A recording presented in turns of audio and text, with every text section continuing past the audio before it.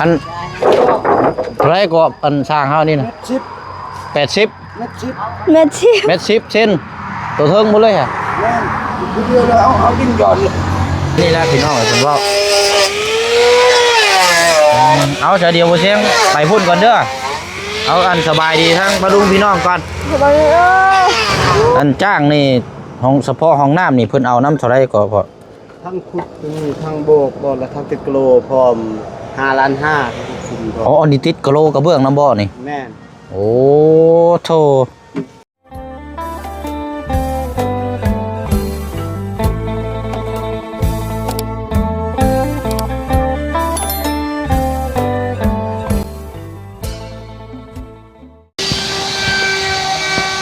กินยังบาดนี่ได้ยังแอมบ่กล้วยทอดกล้วยปิ้งอ่ะอันนี้ใบก่อนเอาพี่น้องเนาะถือว่ามื้อนี้ก็เป็นอีกมื้อนึงสำหรับทางสิว่าก็เป็นหมู่บ้านก็แม่นเลยบาดนี่พี่น้องเนาะมา2หลังเลยอยู่ของทางบ้านกระดับเนาะพี่น้องเนาะอยู่โซนข้างนอกพี่น้องเนาะมื้อนี้ก็คือคืนแน่แต่ว่ามากับบ่ทวงบ่ทันเพราะว่าบ้านของทางน้องของมีก็ยกเสาขึ้นแล้วพี่น้องมื้อนี้ก็เนาะถือว่าเป็นมื้อดีมื้องามก็มาติดตามเคสของทางน้องใจดีนำมื้อนี้ก็บ้านเรือนซานร้านแป้นอีกคือเก่าเนาะพี่น้องเนาะทางสร้างเพิ่นก็ได้ลีดขึ้นเรียบร้อยเลยเฮาจังไปเบิ่งนํกันว่าสิสูงหรือว่าสิต่ำเนาะพี่น้องเนาะอันนี้ทางพี่น้อง FC เฮาให้ความสำคัญหลายนี่พี่น้องเนาะทางสร้างเฮาเพิ่นก็ได้จัดแจงแล้วก็แก้ไขให้เป็นที่เรียบร้อยแล้วพี่น้องเนาะเดี๋ยวก่อนจะเข้าไปครับไปชมไปเบิ่งน้ำกันเนาะพี่น้องเนาะเดี๋ยวทางพ่อน้องเปียวแจ้งทางพี่น้อง FC เฮาเคสของทางน้องอ่อนที่ว่าจะเทพื้นเนาะจะเทพื้นหน้ามองก๊อกน้ำอะไรพี่น้องกับน้องสอนมื้อนี้เนาะตามที่นัดหมายอาจจะมีการยุติก่อนเด้อพี่น้องเด้อเนาะอาจจะมีการยุติก่อนเนาะชะลอเบิ่งก่อนเนาะอันนี้ทางผู้ใหญ่เนาะทางแม่ที่เพิ่นเคยซอยทางน้องอ่อนที่ผ่านมาตั้งแต่ผู้ใหญ่พี่น้อยเนาะก็ติดตามเบิ่งน้ำกันเนาะว่าจะได้รับข่าวดีบ่หรือว่าจังไดก็เราลุ้นเราส้มน้ำกันเนาะทางแม่เพิ่นว่าให้ยุติไว้ก่อนว่าซั่นก็เลยแจ้งพี่แจ้งน้องน้ำกันเนาะเดี๋ยวสิว่าเอ้าคือบ่เห็นดำเนินการจักเทื่อนะพี่น้องเนาะอาจจะได้ชะลอไว้ก่อนบัดนี้พี่น้องเนาะเอากราบสวัสดีและสวัสดีพ่อแม่พี่น้องเบิร์ดสุขสุขคนเด้อพี่น้องเนาะพบเจอกันอีกคือเก่าคือเดิมจังว่าเด้อบาดนี้อันว่าสบายดีก็อีกรอบนึงก็ได้บ่เป็นยังบ่ได้เสียหายสบายดีปะลุงมาก่อนก็ได้สบายดีเลยบ่สบายดีเด้อบ่เป็นยังหรอกเนาะจะหา6 7เทื่อก็ได้คือเก่านะสบายดีนะขอให้อยู่ดีมีแห้งเป็นยังไงในมือที่2อะไรยงเฮือนงามมันเริ่มงามขึ้นเริ่มสิงามขึ้นพ่อไปมั่นใจนึกว่านี่เมื่อวานนี่ยังได้อยู่มามื้อนี้งามขึ้นอีกหน่อยนึงงามบ่งามชำไรมาพูดคุยเบิ่งมันแล้วมันสิงามจังได๋ถามแม่เรานี่ก็บ่พอกันได้ดิกับพี่เราโอ้ยเนาะเอากะตอนแรกพี่น้องมือที่2ที่3แต่ช่างๆเขาเพิ่นว่าคาดหมายไว้นี่จะประมาณ14-15 มื้อครึ่งเดือนน่าจะตามเป้าหมายน่าจะเสร็จสิ้นสำเร็จเนาะพี่น้องเนาะเพราะเฮือนไม้นี่ก็บ่ยากปานใดหรอกพี่น้องมันบ่คือเฮือนปูนต้องบุกต้องฉาบต้องโอ้ยเนาะอันนี้เพราะว่าไม้เฮาก็มาครบเบิดเลยอุปกรณ์เครื่องยังก็น่าจะมีครบแล้วนี่พี่น้อยเนาะเพราะว่าทางงบนี่ก็ตามที่ได้ยินมาก็น่าจะโอเคแล้วพี่น้อยมีแต่ว่ารอทางสร้างเพิ่นดำเนินการอย่างเดียวทางนี้ก็เนาะเอาเดี๋ยวเบิ่งกันเนาะทางสร้างเพิ่นกำลังต่อเกยต่อคอนอยู่เนาะเบิ่งน้ำเด้อเนาะยันว่าผ้าพุ่นสาดมาลดมองระเบียงเปียกให้มันเกยให้มันเลยออกจักหน่อยเนาะโกงยาวเท่าไรเนาะพี่น้องบอกบันไดเดี๋ยวไปเบิ่งน้ำกันถูกเนาะทั้งนั้นก็สร้างนี่ก็สร้างทั้งนั้นก็สร้างนั่นก็สร้าง4 ครอบครัวบ้านนี้พี่น้องถือว่ามีไปแล้วเนาะ เอ้าทางน้องเพิ่นก็กำลังแซ่บกำลังนัวอยู่พี่น้องโพดกินอย่างเดียวนี่เนาะโอ้ยใช้เสียงยำแห้งๆอยู่ค่ะ เสียงแล้วหรือบ่ได้ที่ยังล่ะ ยังบ่ฮู้ ยังไม่ทันได้ประกาศบ่เอามือใดประกาศ ก็บ่ฮู้ เพิ่นเบิดอันครูบ่ได้แจ้งมาบ่เอ้าสร้างว่าแท้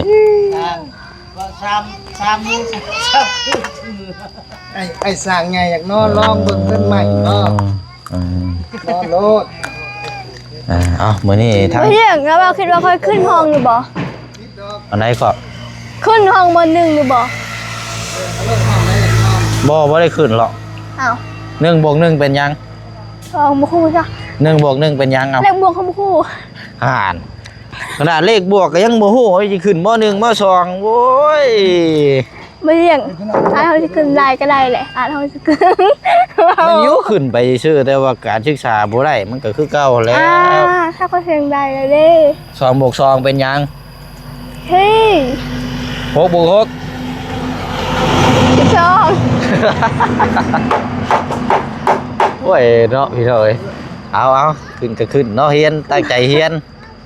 ตั้งใจทำใจเฮียนให้มีความรู้ไปใส่มาใส่อ่านหนังสือป้ายตามถนนหนทางมันจังบ่มีไผตัวอะไรมันคือไปน้ำรถโดยสารนี่ก็บ่แน่เลยผู้เพิ่นอยากตัวอำนี่ว่าอยากให้ไปลงเซโปนดึกชัยพูนลงบ้านนาบ่อน่ะพอแห้งเลยพี่น้อยจะบ่สิได้รถจ้างมาอีกเด้อกันว่าเฮาเห็นป้ายแค่นี้ดงหันดงนี่เนาะแต่ว่าบ้านเขานี่พยายามสังเกตป้ายดีๆได้พี่น้อยป้ายส่วนลายนี่บ่ค่อยอันนี้ปอนใดต้องเบิ่งน้ำนะบ้านนี้เนาะนี่แหละรูปร่างทรงหลังจากงัดดีดขึ้นไปสูงเท่าไรก็อันสร้างเขา1.70 บ่อ๋อความสูงนะสูงตัวนี้ โดย ด้านหลัง เม็ด มันสูงเลย บ่เอาตัวเป็นลักพี่ละ1.70 บ่โอ้ได้แล้วสิ1.70พอดีแล้ว แล้วที่ปืนจะบอกเอาอีกปรับกันลุมนี่ ปรับรุ่มอีกหน่อยนึงได้อยู่เดี๋ยวว่าบ่คันบ่ปรับก็ได้อยู่สำนี้ก็โอเคละ1.70คนลาวเฮาส่วนหลายก็สูง165นี่ก็ถือว่าสูงสุดละ170นี่ผู้หญิงนี่ก็160ปลาย165นี่ถือว่าซ้ำนายแบบละนางแบบละจะได้ทางนี้ทั้งเทื่อเราสูงกระ12นึงยังสูงซ้ำแม่อะไร เตี้ย 100เท่าไรแล้วจะ150ไปอยู่155เนาะอยู่155เอามื้อนี้เนาะก็หันไปทางนั้นพุ่นพี่น้องว่าเสาซี่สรุปสลาบอยู่เนาะโอ้ย15ต้นเนาะเสาใหญ่อึมทึมเลย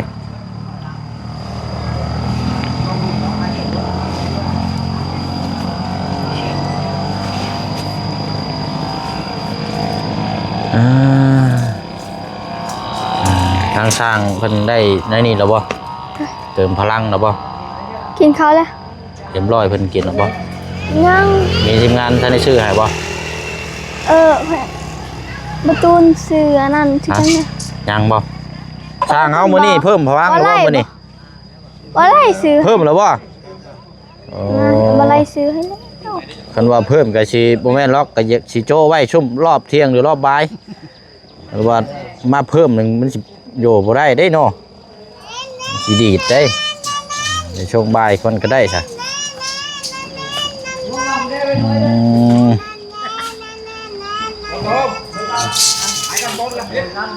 เดินตรงเรียบร้อยแล้วนี่เนาะเรียบร้อยแล้วพี่น้อย เมื่อไหร่เคยห้องน้ำสละ ฮะ เมื่อไหร่เคยห้องน้ำสละ ขนาดบ้านใกล้เฮือนเคียงก็ยังบ่ฮู้เนาะเจ้ามาจะใช้นะ เจ้าไปใส่มา ได้ยินเขาว่าวันนี้บ่ ฮะ วันใด เจ้าไปใส่มาอย่าบ่ฮู้ว่าเขาเจ้าเฮ็ดของน้ ถามแท้ได้บ่สิ ำชาติเนาะเอาหมู่บ้านนี่เจ้าบ่ได้อยู่ว่าเจ้าไปใช้ไปอยู่เฮือนนำกันเบิดมื้ออยู่ อยู่ ห่าน เขาเห็นได้ว่าสิ โอ้ยน้องใจดีน้องใจดีเนาะเปลี่ยนชื่อใหม่ใช่บ่ เราเป็นชื่อยัง เนาะ เป็นชื่องามไหน ยังว่าได้เด้นี่คือลงลืมๆแท้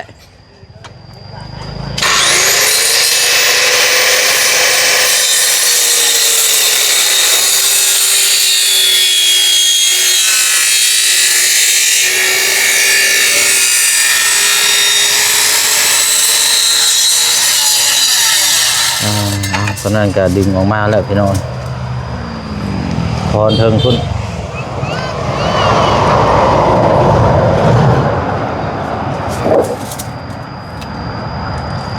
ยังไม่พี่กันนะ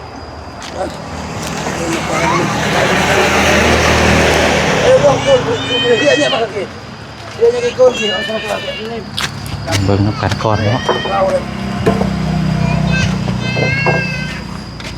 อันไรก็อันสร้างเฮานี่นะ80 เม็ดชิป เม็ดชีพ เม็ด10เซนตัวเทิงหมดเลยฮะ แม่นคือเดียวเลยเอาดินหย่อนเลย เอาซ้ำกันบ่เอาคือบ่ให้มันเกยออกหน่อยนึง เพราะตรงนั้นเลยเพื่อเอาก้อนนิดออกเอามือนิด บัดนี้มันเกยออกมาห่างประมาณจักเซนน่ะนะให้ฮะให้มันบิดตัวนี้เห็นได้ มันจะเอามือเลย อ๋ออันละตัวนี้กับอันน่ะเม็ด10คือกัน ทำกันเม็ดชิป บัดนี้เกยออกมานั่น ตั้งห้ากิโลนี่ เดินออกมาเท่าไหร่ก็ เม็ดชิปมันจะชิปอีกแล้วมันจะได้ทั้งนั้นเลย เออ มันจะเอามือเลย โดย เอาเม็ดชิป พอหลังคามันล่างมันมาสิได้เนาะ มันมาดีเลย โอเคเอาแล้วใช่พี่น้อยอ๋อมันเป็นทรงโมเลนเนาะโมเลนแต่ว่าเป็นโมเลนแบบว่าตัดมาปุกตัวนี้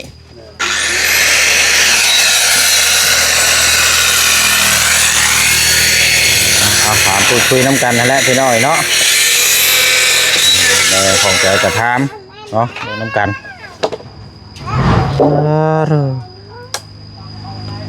กล้วยนี่ก็สิเป็นหมากตึงอยู่บ่นี่โชคชิบรอดแท้นี่บ่ มันสูงโพด ก็ไม่เอาออกคือรอกนี่ก็เนาะ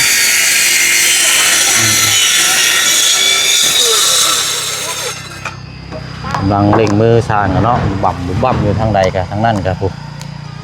ทิศบานประตูคุณแล้วพี่น้อยงามเนาะดีเห็นทึมอยู่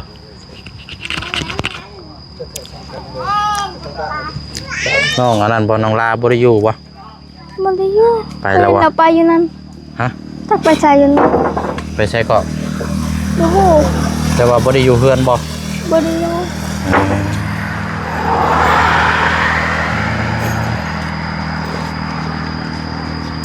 เนาะเนี่ยเนาะอันช่างเขาอันใดขาดอันใดบกพร่องอย่างแจ้งทีมงานเด้อตัวใดตะปูหรือว่าเป็นพวก ตะปูนี่คือเป็น ที่ ชิ้น ใช่ นี้ นะแจ้งทีมงาน มัน เขา คือ มี เป็น งบเขาก็สิแจ้งบอกในกลุ่มกันไปมีแต่เพิ่นสิชื่อมานะมาสิได้ดำเนินการเวียกมันจังสิได้ต่อเลย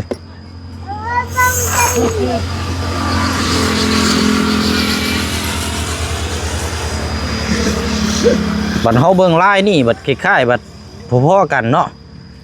คล้ายๆคือ7x7นะคันสิว่าเบิ่งได้นี่มัน6x7พี่น้องห่างกันเม็ดนึงมันเอา6x8นี่โอ้สิเลื่อมไปนิดนึงอยู่เนาะมันสิเบิ่งแปลกตาไปนิดนึงอยู่นะ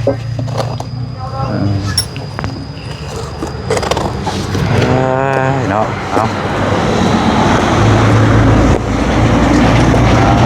แล้วเก็บเศษไม้เศษตอกแล้วสุดเจ้ากันเป็นตัวใดมันขาดกระปอกกระแปกก็เก็บไว้ได้กระเป๋าเก็บไว้จุบานตัวที่ไม่สร้างพื้นตัดเนาะ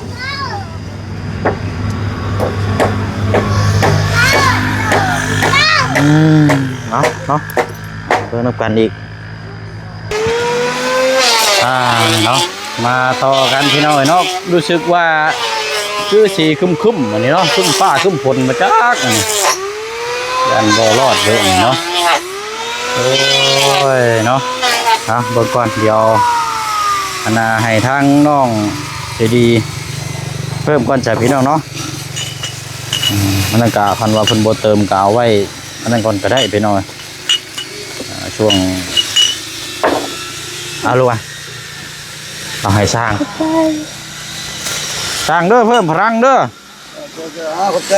ดื่มแล้วก็เก็บเบิ่งแกะเบิ่งผ่าน้ำนี่เด้อทั้งเทื่อพ่อมีอันว่าโดยทั้งเทื่อได้โชคดีเด้อฮะได้รถโดดโย่เนาะบ่แห้งเด้อเอาอันนี้เดี๋ยวเชียงสีพ่วงไปเฮือนทางน้องหลอกแค่พุ่นเอาอันนี้ขนมเจ้านี่ ขอบใจ ลองเบิ่งเด้อหาแซ่บได้นี่บ่ได้คือจะกินนี่ได้ เนี่ยเท่าไหรนะบอลคือ เอา เท่าไหรนะบอลคือ มันเป็นเขาห้องขนมคล้ายๆขนมไข่แหละตัวนี้นะ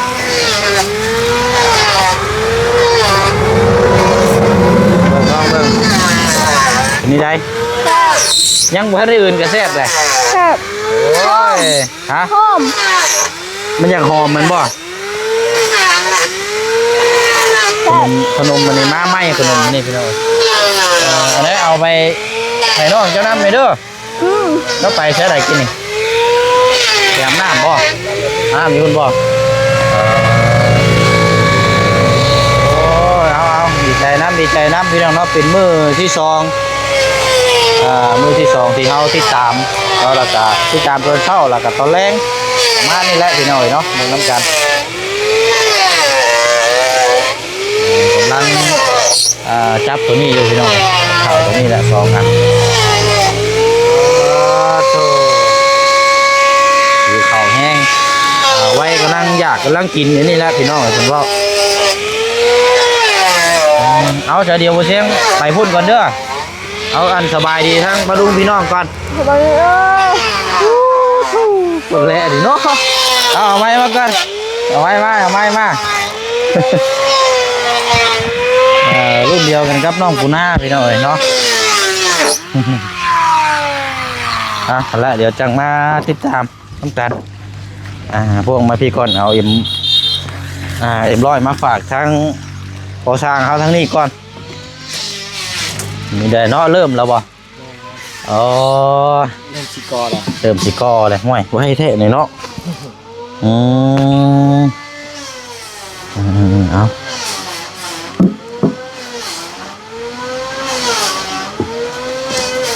สองคนพี่น้องเนาะเรียนละคันว่าเอาเฮ็ดไว้กะได้ไว้เนาะแล้วไว้กะคนห้องว่าเฮ็ดสองคนแล้วไว้งบกะถือว่าโอเคเฮากับอันนี้เนาะแต่ว่าเอาเฮ็ดงานดึงเวลาชั้นนี่สินี่โอ้ยมีเรียกโยเห็นได้ละเรียกตัวเอง สรุปแล้วนี่เฮ็ดลายมือบ่เบียกบ่แล้วไว้มันบ่คุ้มเลยเนาะเราต้องเฮ็ดไว้นำจังมาล่ะครับเรียกของเขาแล้วก็มันเฮ็ดเรียกของเขาเองนี่นั่นแหละเนาะเขาก็ยังมีลายอยู่ยังรออยู่เนาะเฉพาะอันห้องน้ำอย่างเดียวเลยนี่ต้นจ้างนี่เท่าไรก็บาทต้นจ้างบ่อันนำเบาให้ว่า5 ล้านว่า5 ล้านว่านั่นน่ะคือว่าพ่วงกับตัวนี้น้ำละว่าบ่เห็นเพชรบันไดนี่รวมเบิ้ลนั่น7 ล้านฉันบ่คือเท่าไรก็แน่ใจอยู่ที่นั่นตกลงราคาเอาเดี๋ยวสิลองถามเราเบิ่งซะเนาะกรรมกรของเพิ่นต้องถามทั้งผู้สร้างผู้นั้นอีกเนาะ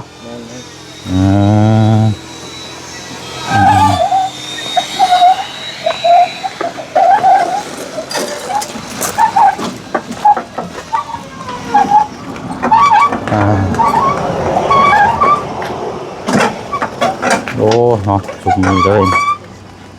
ปูนเอาสบายดีพอเด้อสบายดีลูกโดยตั้งเสาแล้วนี่เนาะแล้วผักแล้วบ้านนี่ไปอยู่ตรงเขาถมดินในลายเนาะมันจังแน่นใส่ปูน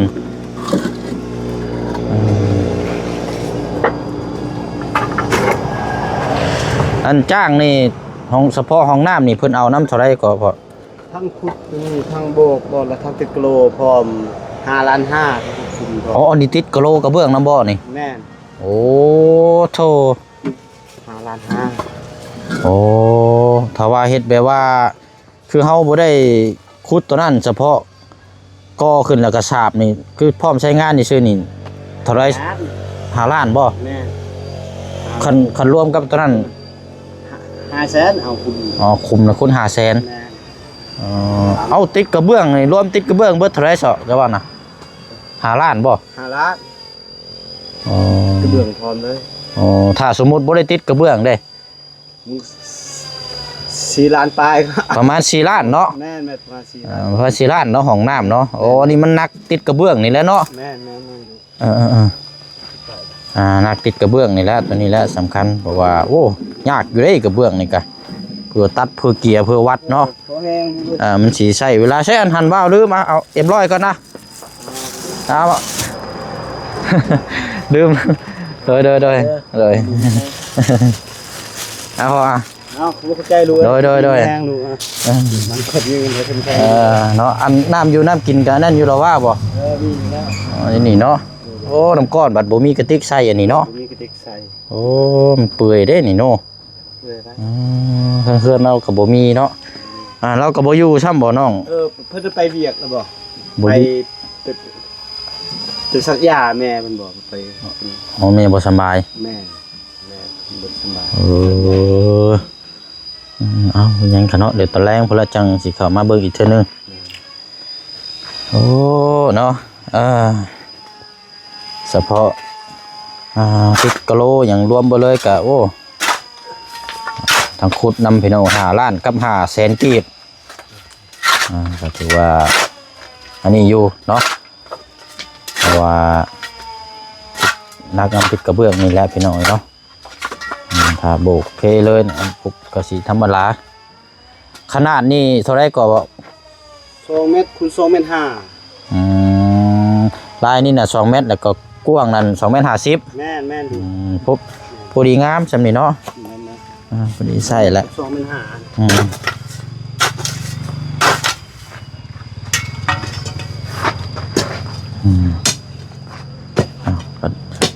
เจอดินแข็งในจังน้อยเนาะ 5 บางลูกหินก็เจ้าแบบเกตเอทางเนาะก็เจ้าดึงลงมากวดมาแถวนี้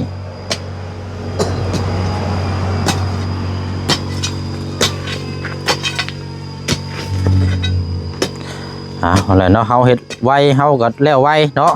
เพราะว่ามีงานใหม่เฮาก็สิได้ไปเฮ็ดเวียกต่ออีกเพิ่นว่าเฮาเฮ็ดงานดึงเวลานี่โอ้ยบ่แล้วจักเทื่อนี่10มื้อนี่ยังบ่ไปใช้มาใช้นี่โอ้เจ้ามีที่ซื้อเข้าหายังก็ซื้อเข้าไปเฮ็ดงานแต่ละมื้อก็เรือเงินใส่บ่มีแล้วซื้อแต่เข้าอย่างเดียวนะ หาเงินซื้อข้าวไว้เนาะข้าวซื้ออยู่ซื้อกินเนาะเดือน7เดือน8เฮ้ยโดยเพิ่นเล่นอีกเจ้าสิเนาะเจ้าบ่ได้หาไว้เจ้าสิกินยังมันได้หาไปได้ลูกโดยอันทั้งว่าวนี่ก็มีครอบครัวแล้วเจ้าเนาะแม่นโอ้ได้ลูกนำกันจักคนแล้วเจ้ากับผู้เดียวอ๋อได้มันชื่อล่ะลูกผู้หญิงบ่คือผู้ชายเป็นผู้ชายอ๋อได้ลูกชายเนาะก็อยู่บ้านเดียวกับพ่อเรานี่แหละเนาะบ่เราอยู่บ้านดงเอาจะอยู่บ้านดงนี่บ่แม่นเอาเนาะแต่ว่าลอกมาได้เราอยู่บ่อนะตังแวนแล้วขึ้นโลโก้โดยโอ้บ้านพอลองน้องนี่บ่ลงไปเป็นบ้านดงแล้วคันเชื่อว่าก็อยู่แถวเขตปั๊มน้ำมันหั่นบ่แม่นแค่นั้นแล้วข้ามไปพาพวยเป็นพลองเนาะคำหัวไปพุ่นแม่น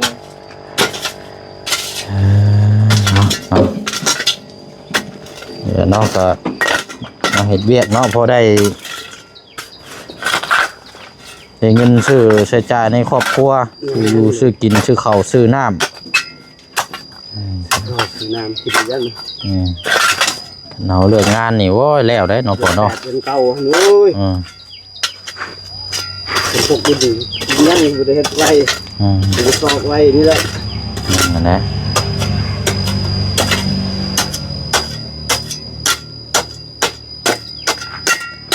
ตัวนี้เขาขุดเรียบร้อยแล้วนี่เนาะ แล้ว เหลือแต่เอาท่อเนาะ แม่น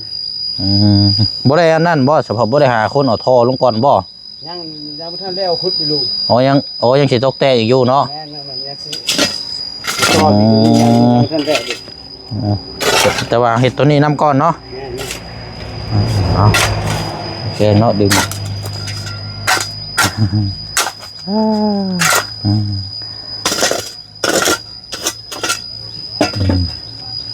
สาหัสเลยพอเด้อเดี๋ยวตอนแรงพุ่นละสิมาเยี่ยมมายามใหม่ เอานะ โดยเอา ขอบใจลูกเอ้ยกินน้ำหวานมาให้ โดยเดี๋ยวตอนแรงพุ่นละบอกทางเจ้าภาพเพิ่นแน่เจ้าของเฮือนพุ่นละสิมาดินทำไมเยี่ยมยามอัปเดตให้ปลาลุงเพิ่งช่วงแรงพุ่นละพี่น้องเนาะก็มาเยี่ยมมายามมาทัดพ่วงมาเลยพี่น้องเอ้ยทางนั้นก็นั่นแหละพี่น้องเนาะทีมงานเฮาก็อัปเดตอยู่ทั้งเสาอยู่